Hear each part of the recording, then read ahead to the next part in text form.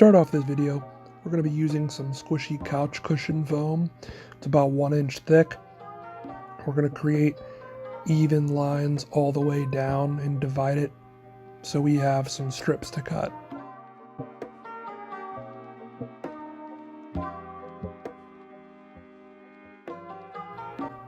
Once you cut your pieces out, you can orient them however you'd like. What I'm going to be doing is this. You could do this, but I'm going to be putting them 3 together and then 1 on its side and making it a box type situation. Now that you have your box set up, what you're going to want to do, if you want, it kind of keeps this in place, it's a lot easier to work with, is get some wire. I actually ended up using coat hanger wire because this stuff I have wasn't strong enough. I had gotten a light gauge and ended up twisting it and it just wasn't strong enough. So do what I'm doing here, just use a coat hanger wire instead. We're using hot glue to glue our wire in between our foam. Once that is done, you have your relative puppet shape. Now you have to actually create the one you want. Using scissors, we're going to cut the corners off of this box and make more of an organic circle shape. It's kind of confusing because any symbiote can be any shape. So if you want like bulges or whatnot, you can add them or leave them or distort them however you want, because like I said, symbiotes can be any shape. So this is where your creativity really comes into play. You can make it as thick as you want or as thin as you want. We make it more of a snake. We then end up using a knife, which it's this yellow knife with an extendable blade, which you can extend as long as you want, as long as you have the blades to chip off. And we actually ended up carving more. It helps when you can't get your scissor in, so you can actually carve away, and it again creates more depth by making indents or whatnot. You can actually make your sculpt 3-dimensional, so you can make holes like the ones that are shown here that can actually give depth to your creature.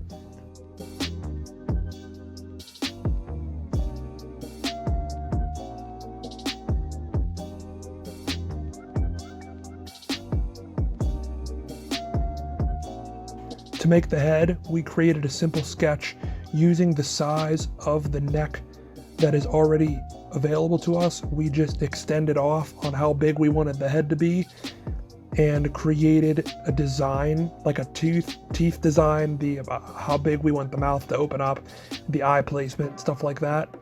And then there is part A and part B, and we put the tongue in there to try to represent how we want it to look in the end. But you're going to be making 2 parts, part A and part B, and the bottom will connect and then the top will connect, and I'll show you how that happens in a minute. So then once you cut out that one head, you have to take it and then draw it again, and then you leave it connected when you draw it, and then you flip it. So this way it creates a 3D object. Just keep watching the video if it is confusing. It was a bit tricky to come up with the process, but it's a lot like making a hand puppet. You need it 3D in like a circle type shape. So if you do this and then you do exactly as I'm doing here, you connect the edges right at the bottom like that, and then you continue drawing. When you cut it out, it'll create a 3D object once placed together along the seam.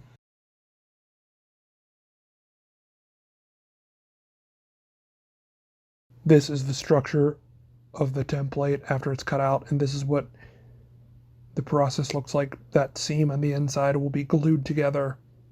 There's the original, and you can kind of get an idea of how we flipped it over and just made it double.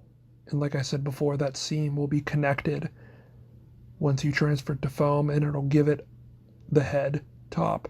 You're going to do the same thing for the bottom jaw piece, and it's going to flip identical to the same way that you did the top head piece.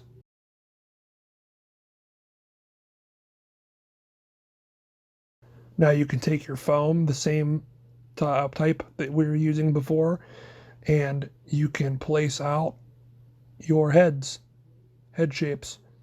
You got your jaw shape. Like I said, it's the same process as making the head. Got to place it out. and draw them. Because we are making 2 symbiotes, we have 4 templates. So we are cutting them out with a scissor. You can use a knife if you want, but I feel like it gets more 90-degree angles with scissors, and the knife kind of leaves it all crooked. Once both foam pieces are cut out, there's an example of what they both look like. You're going to actually end up having to glue it together, and it'll look somewhat like that. I actually ended up using hot glue, and hot glue is really tricky when it comes to this stuff because this stuff is an insulator and it traps heat. So you need to be really careful and not let go, because then the heat, it won't dry, is what I'm trying to say. So you need to hold it there for quite some time, and it gets tricky because then the edges don't go on. So after you get the top of the head done, then you have to glue the jaw together in the same exact fashion, and this is what it starts to look like. The head is starting to come together. Once your head is all glued together with your hot glue, you need to bend the wire down enough so that the head can sit right on top of it. And if you did it right, the wire should be on top of the neck, so then again it can connect right to the head. We're actually going to glue the wire in place as well as the neck right to the head. It should be a pretty decent fit if you made the template to scale.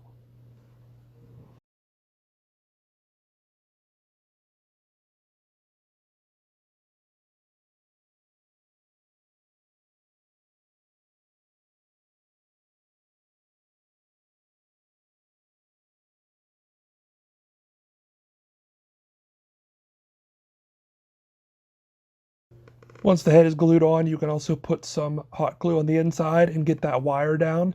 This will also support the head and connect it to the neck even more.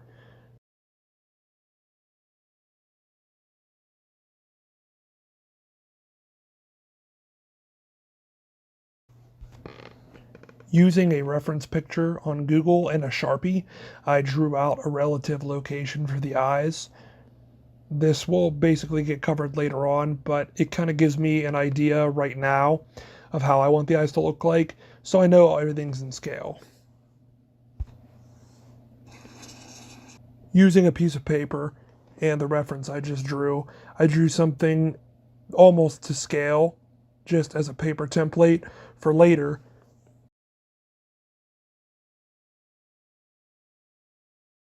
If you wanted to, you could even add more detail by making uh, strands coming off of the symbiote's body in any direction you want, just by taking scrap foam strips and gluing them in any orientation.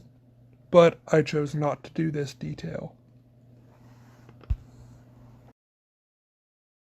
So I colored this symbiote the hard way, and I used food dye. Food dye does correspond with latex and it does work, but it's a lot harder because every time you come back to paint, you need to match the exact color. It's tricky, so skip all of that and paint with liquid latex first, create a base, then get liquid latex house paint from Home Depot and paint it after you're done. Trust me, it'll save a lot of time and a lot of worry.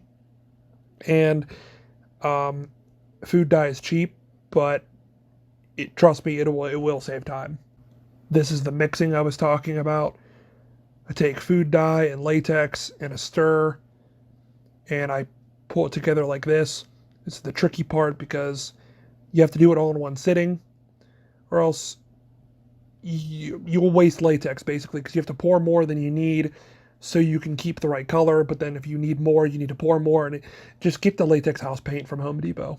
They have a lot of colors too, so you can get some really funky symbiotic colors. Regardless of what kind of paint or latex you use, this is the same process. I'm using a sponge brush. When it comes to latex, you have to like dab it on first to create a layer for it to grip to. So I'm using a sponge brush. You can even use scraps of the foam that you cut because it's a sponge, and you can just dab it on. And you have to start light, because if you just glob it on, it won't really have anything to stick to. It has to absorb into the foam.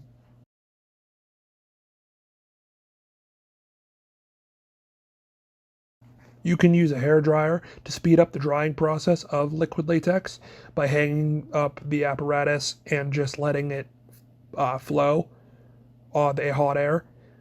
Something I didn't do till the end, which actually ended up making it worse, was I didn't add a jaw underneath, like a plate. Do that before you start painting, or else the paint won't be even.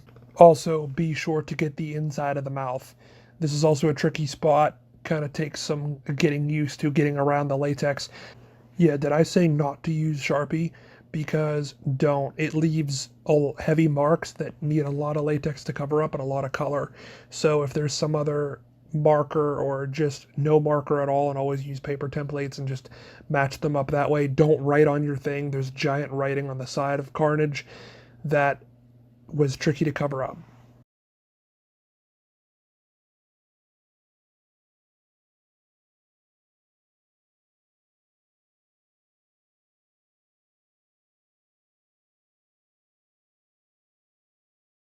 This is that underpiece I was talking about earlier.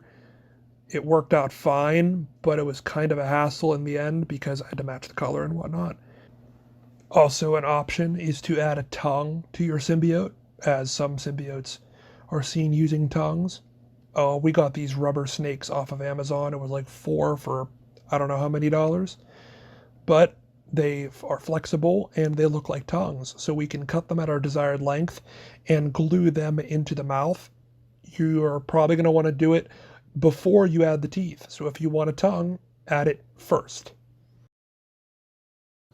To add the tongue, we actually just took hot glue, put it on the tip of the snake, and fed it right through the back of the mouth and let it hang like this. You're going to want to paint it first, though, and this also comes to using the Home Depot latex paint, because you can get straight up black rather than mixing black with latex itself, black food dye. Just get the house paint and then paint the tongue black or pink or yellow, whatever color. There's a fantastic video from Elemax who make costumes themselves, and they made teeth using polymorph plastic. That is the exact method that we use to make these teeth. I will link that down below, and we glued them in with hot glue. Using puff paint, I used the template. That way I laid out for the eyes. I laid the eye down on the matte latex piece, and I drew around it. I filled in the gap, as well as using black puff paint. I painted the black puff paint using reference pictures and ideas on my own. I created this webbing sort of thing going all along his back. Puff paint takes a long time to dry, so you need to be really, really careful that it does not run, because if it runs, then your whole project might be ruined, and then it might dry to itself. So I would do one project at a time, whether it's the black around the mouth as well as the teeth, or the eyes, and the black on the body as well. Then you can leave it hanging up to dry, and then you are done.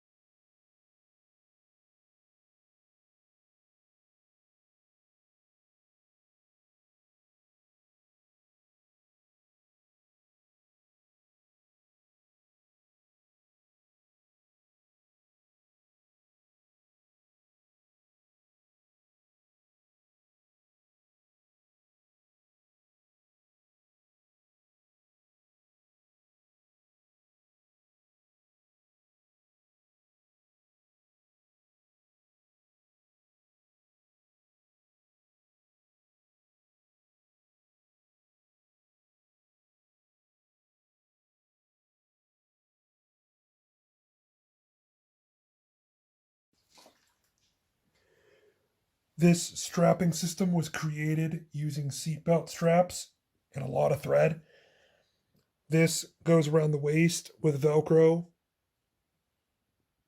all the way across, and then these go over the shoulders. This is the back of the thing, and then there are loops put onto one of the back strands, And this is where the symbiote will be hooked into, much like it is here. So then it sits right on your shoulder. Tell me when you're filming. I'm filming, just turn. This is the same strap. It goes right along the pec line on the body. Shoulder strap comes around. There's that crisscross on the back for support. Comes to the shoulder strap all the way back down. This is the Velcro, and this is how it hooks on. Much like you see in the next couple pictures, this is how it looks in the final product.